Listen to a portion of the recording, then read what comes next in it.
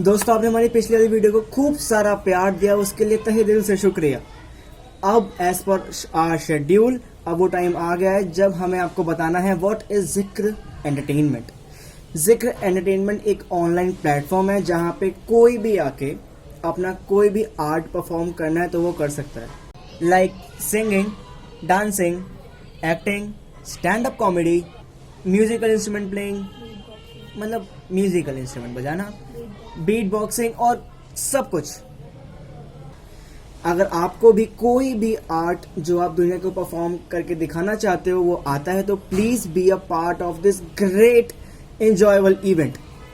आपको ज़्यादा कुछ नहीं करना, इस वीडियो के कमेंट्स में एक लिंक है, लिंक पे क्लिक करो, हमारी ऑफिशियल जिक्र की वेबसाइट देखो, रजिस्ट्रेशन फॉर्म पे क्लिक करो, अपना फॉर्म फिल करो और एक छोटी सी पेमेंट पे और be a part of this a great event.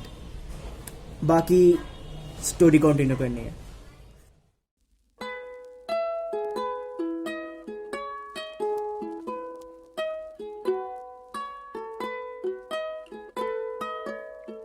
अब मुझे 12 महीने हो गए थे तन्वी से बात करे हुए, तन्वी को जाने हुए या फिर उससे पहली बार मिले हुए। मतलब पूरा 1 साल, और 1 साल में कम से कम 3 महीने से मुझे तन्वी में बेस्ट फ्रेंड की जगह मेरा सो कॉल्ड लव दिखने लगा था। लव की शक्ल, प्यार की शक्ल कैसी होती है शायद वो मुझे देखने लगी थी। एक बार की बात है, मैं अपने पापा के साथ अपने घर का टीवी लेने जा रहा था क्योंकि घर का टीवी ख़राब हो गया था और अनलकीली उसका बर्थडे था तन्वी का। और मैं अनलकीली इसलिए कह रहा हूँ क्योंकि मैं जा नहीं पाया, ना उसे ढंग से विश कर पाया। अब पापा के साथ जाना था, पापा को मना नहीं कर सकते थे, तो हम पापा के साथ गए। एंटायर राइड मैं कार के फ्रंट लेफ़्ट वाली सीट पे बैठकर तन्वी के लिए शायरी लिख रहा था। अब वो शायरी नहीं, कविता थी, काफ़ी लंबी कविता थी, 3 पैराग्राफ 4 लाइंस ऐसी कविता थी। और मैं कोई कवि नहीं हूँ, मैंने कोई कविता नहीं लिखी, लेकिन लिखी पता नहीं क्यों लिखी, और अच्छी कविता थी। उसके लास्ट में हाफ गर्लफ्रेंड एक मूवी है, उसके कैरेक्टर्स का नाम था माधव और रिया। मैंने पूरी कविता लिखी, शोरूम में गया। मुझे जल्दी थी क्योंकि मेरे को घर जाके तन्वी को कॉल करना था और उसको मेरी प्यारी सी कविता सुनानी थी, लेकिन मैं जल्दी जा नहीं पाया। मैं थोड़ी हड़बड़ाहट कर रहा था सिलेक्ट करने में। पापा देखो ये अच्छा, ये अच्छा, ये अच्छा, चलो चलो चलो चलो। नहीं, पापा समझ गए थे कि मेरे को कहीं जाना है, और लेकिन पापा को भी जाना था, तो हमने जल्दी से एक टीवी सेलेक्ट किया। जल्दी जल्दी हम घर पहुँचे और जल्दी जल्दी मैंने तन्वी को फ़ोन मिलाया और बोला हेलो, क्या करिए, ये वो करिए, आराम से, क्या हुआ, कहीं से आ रहा है? मैंने कहा हाँ कहीं से आ रहा हूँ। मैंने कहा तन्वी मैंने तेरे लिए ना एक कविता लिखी है। कहती ओके सुना। तो फिर मैंने पूरी कविता सुनाई और एंड में जैसे मैंने आपको पहले बताया था माधव और रिया का नाम लिया। तो तन्वी ने बोला कि देख मैं ना क्लियरली बोलती हूँ। मैंने कहा हाँ बोल, क्या हुआ? तो उसने कहा देख ऐसा है, मुझे लगता है कि तेरे को मेरे लिए फीलिंग्स है जो कि मेरे को नहीं है, तो मैं बस तेरे को बताना चाहती हूँ कि अगर कुछ है तो बता दे, मैं बाद में सियापा नहीं चाहती। मैं अभी भी ना ही है मेरी, लेकिन बता दे। पहले मैंने सोचा कि बोल दूँ कि है मेरे को प्यार, लेकिन फिर मैंने कहा नहीं, दोस्ती टूटने का दर्द था और ये डर सबको होता है कि हमारी दोस्ती ना टूट जाए। हर बेस्ट फ्रेंड्स में से अगर किसी एक को, अपोजिट सेक्स के जो बेस्ट फ्रेंड होते हैं उनमें से किसी एक को किसी से प्यार है तो उसे ये डर ज़रूर होगा कि मेरी दोस्ती टूट जाएगी, और वही डर मेरे को भी था। तो मैंने कहा नहीं नहीं, क्या बात कर रही है, हाँ मुझे नहीं है, अरे मैंने तो बस ऐसे लिख दिया। तो कह रही चल ठीक है। फिर हमारी बात ख़त्म हुई, लेकिन था तो अब 1 महीना और बीत गया। मैंने अपने दिल में बात छुपाए रखी, टोटली हो गए थे 4 महीने, और उन 4 महीनों में मेरे को हर दिन बड़ा अच्छा लगता था उससे बात करना, बहुत अच्छा लगता था। हालांकि हमारी बात सिर्फ चैट पे होती थी, कॉल्स पे होती थी, पर कभी कभी।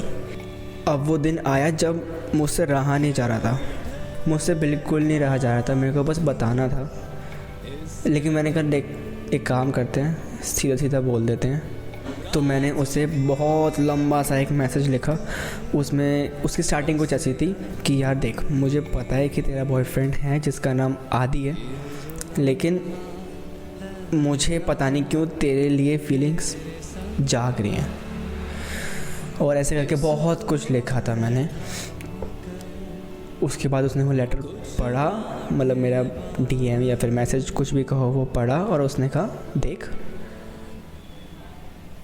कोई नहीं, सबको होता है, मे भी सबको होता है, तुझे है, कोई नहीं, चिल कर, है तो उसे फीलिंग्स को ख़त्म करने की कोशिश कर।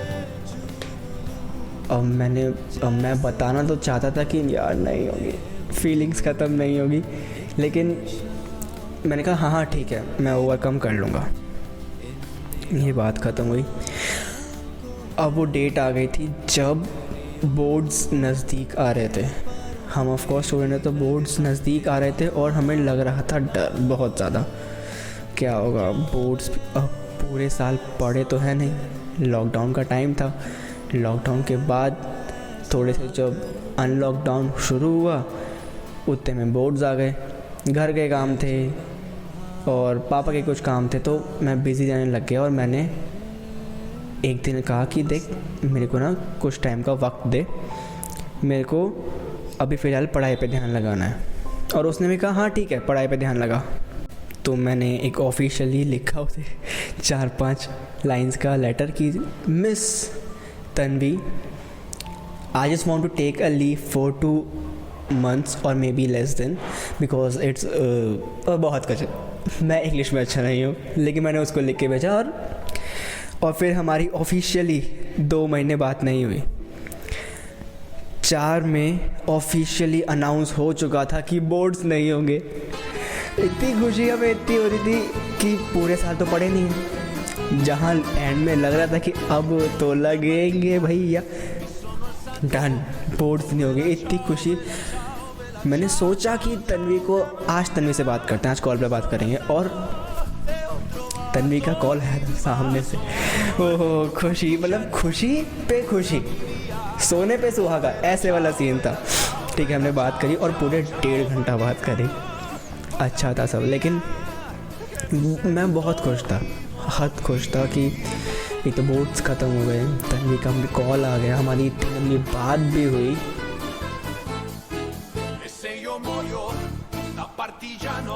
लेकिन उसने एंड में कहा कि मेरा ब्रेकअप हो गया।